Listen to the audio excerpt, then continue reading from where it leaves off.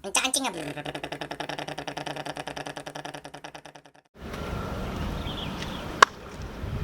Halo guys, welcome to Ken Motovlog. Hari ini adalah episode yang spesial, kembali lagi di Robotika ITS seperti biasa. Kalau udah di Robotika ITS berarti kita mau bahas spesifik soal motor. Tapi spesifik hari ini itu bukan soal keseluruhan dari motor KLX 230, tapi cuman mau bahas soal modifikasi apa aja yang udah dipasang di motor ini. Tapi modifikasi yang udah dipasang di motor ini itu cuman modifikasi yang penting aja. Istilahnya itu modifikasi yang semuanya itu berguna. Jadi belum ada yang kayak kosmetiknya, belum ada hiasan-hiasannya. Jadi semua modifikasi yang udah ditempel di motor ini itu semuanya standar wajib untuk motor Trabasan. Nah, di sini pengen gua jelasin ke kalian, pengen gua sharing ke kalian modifikasi apa aja sih yang istilahnya udah standar wajib untuk dipakai Trabasan. Nah, jadi ini modifikasi-modifikasi yang bakal membuat kalian semua mudah dipakai untuk Trabasan dan nyaman untuk dipakai Trabasan.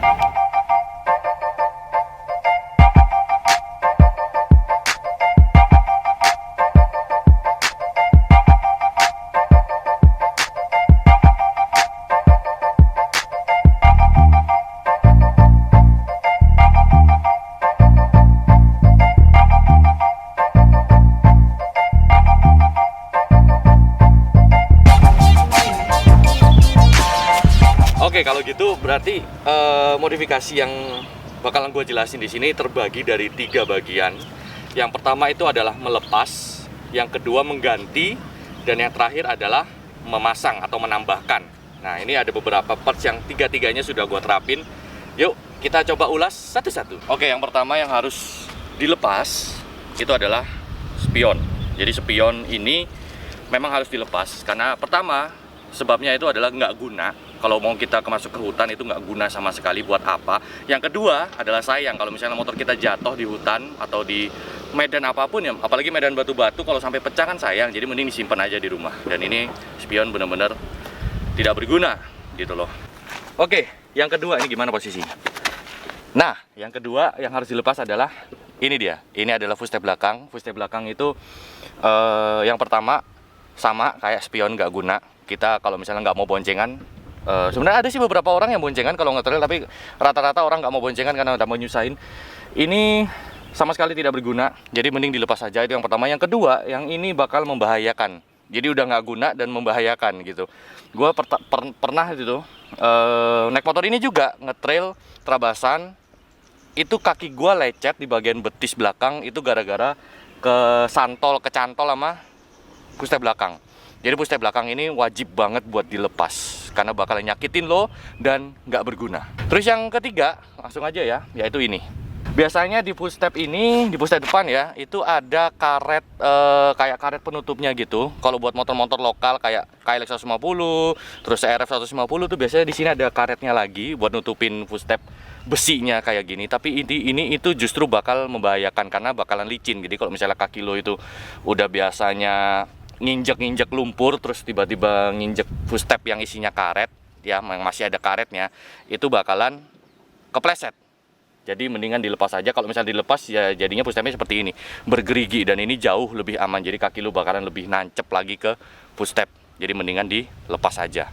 Oke, yang terakhir yang harus dilepas adalah spakbor orisinil dari motor trailnya. Jadi spakbor orisinil dari motor trail itu pertama bikin jelek, yang kedua tidak berguna kalau di hutan, yang ketiga sayang. Jadi kalau misalnya kita, kan banyak tuh ya adegan-adegan di hutan itu orang ngelempar motornya sendiri. Nah, itu bakalan bahaya buat spakbor belakangnya. Jadi sayang, takut patah.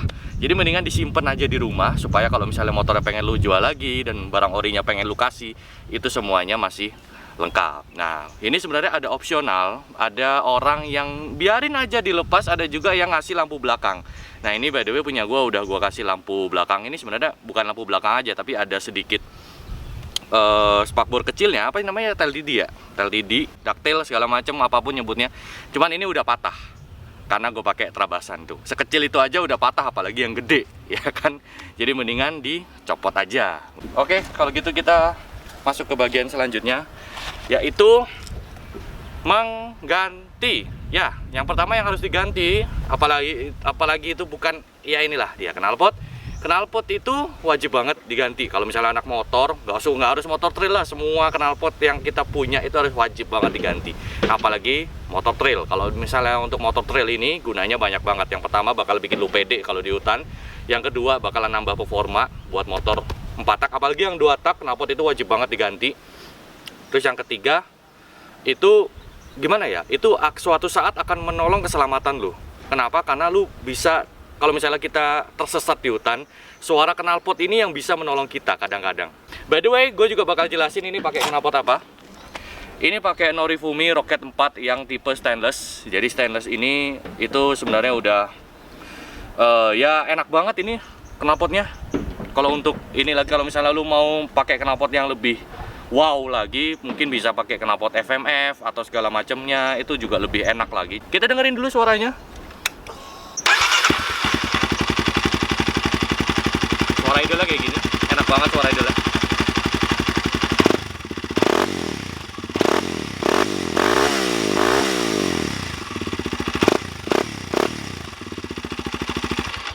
Yang selanjutnya yang perlu diganti adalah ban. Jadi ban bawaannya motor trail lokal ya, itu kalau nggak salah biasanya pakai IRC kan semuanya. Ini juga masih pakai IRC zaman dulu sebelum diganti. Jadi ban IRC itu sebenarnya dia itu masih dikategorikan dual purpose. Jadi bukan khusus untuk trabasan atau khusus untuk enduro. Jadi itu wajib banget buat diganti. Kenapa? Karena kalau misalnya udah pakai ban itu, wah, itu kalau misalnya udah ketemu jalan-jalan lumpur, jalan-jalan licin, wah, wassalam, innalillahi lu di hutan lu. Ini beneran, kalau yang ini sudah khusus untuk enduro. Tapi kalau misalnya udah diganti khusus enduro kayak gini, itu bakalan gimana ya? Ada minusnya. Jadi minusnya itu salah satunya kalau dipakai di aspal itu bakalan gak enak, bakalan motornya tuh gampang oleng segala macam. Tapi kalau untuk dipakai di hutan enak banget. By the way, ini kita udah pakai ban Dunlop. Jadi depan belakang sudah pakai ban Dunlop. Jadi Dunlop ini juga udah enak banget dipakai untuk trabasan. Yang terakhir yang harus diganti itu adalah stang. Jadi stang ini kalau bawaan motor trail lokal ya, itu rata-rata stangnya masih gimana ya, dibilang tinggi enggak, dibilang pendek juga enggak. Jadi kayak nanggung gitu loh. Jadi dari bagian riser bawaannya itu sini tuh dia cuman ya paling kalau dibandingkan ini sama stang bawaan pabrik ya, itu paling cuma segini stang bawaan pabrik. Pendek banget. Jadi itu kalau gue pribadi sih, gue sih nggak nyaman makainya. Jadi lebih baik diganti, dan rata-rata orang yang main trabasan pun stang itu udah diganti. Karena memang sudah terbukti stang asli bawaan motor lokal itu tidak enak. Dan kalau misalnya kita beli stang aftermarket, itu pasti sudah dapet riser. Nah, riser ini juga bakal bikin stang motor kita lebih tinggi lagi. Jadi bawaannya itu di motor juga posisi ridingnya bakalan lebih enak, dan bakalan lebih bisa menyelamatkan kita nanti di medan yang sulit sekalipun begitu. Karena gue sendiri juga udah merasakan gitu loh. Nah, kita sudah masuk ke bagian yang ketiga, yaitu menambahkan. Menambahkan ini sebenarnya cuma dikit aja. Jadi yang pertama yang harus ditambahkan itu adalah peninggi shock. Jadi peninggi shock ini gue tambahin itu untuk gunanya untuk memberikan kenyamanan di body position gue kalau misalnya lagi trabasan. Jadi kalau misalnya kita ketemu sama medan-medan yang terjal turunan kayak gitu, itu bakalan rasanya bakal lebih nyaman. Jadi nggak bakalan lebih ngeri juga kalau misalnya kita depannya ini lebih pendek, itu kan rasanya kayak pengen jungkel ke depan aja gitu rasanya kan. Tapi kalau dengan peninggi shock ini rasanya bakalan lebih enak, dan bakalan motor itu berasa kok lebih stabil gitu loh. Dan sebenarnya peninggi shock ini itu pilihan yang murah. Sebenarnya ada pilihan yang mahal, tapi pilihan yang lebih baik yaitu ganti shocknya. Jadi kalau misalnya lu ganti shocknya sama yang lebih tinggi, itu bakalan lebih enak lagi. Misalnya terserah lu mau ganti shock motor yang udah build up yang lebih tinggi, atau mau lu ganti sama upside down sekalipun, nggak apa-apa, terserah. Yang penting tingginya lebih tinggi daripada shock asli bawaan motor lokal lu. Nah, kalau misalnya kasih peninggi shock ini, itu ada resikonya. Resikonya itu adalah dia bakalan mengalami kebocoran di bagian sambungannya sini. Jadi kalau misalnya udah agak lama gitu makainya di sini, tuh pasti bakalan bocor.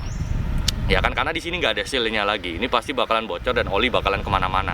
Itu kekurangannya. Terus yang kedua kekurangannya, kalau misalnya lu nggak pakai bahan yang bagus, nggak pakai bahan stainless steel misalnya, kayak mungkin pakai bahan besi doang, di sini pasti bakalan lama-lama bakalan karatan, bener. Jadi ya resikonya sih itu aja. Tapi terserah pilihan, lu mau ganti shock atau pasang peninggi shock kayak gini, terserah. Oke, yang terakhir muka saya tidak terlihat, tolong. Yang terakhir,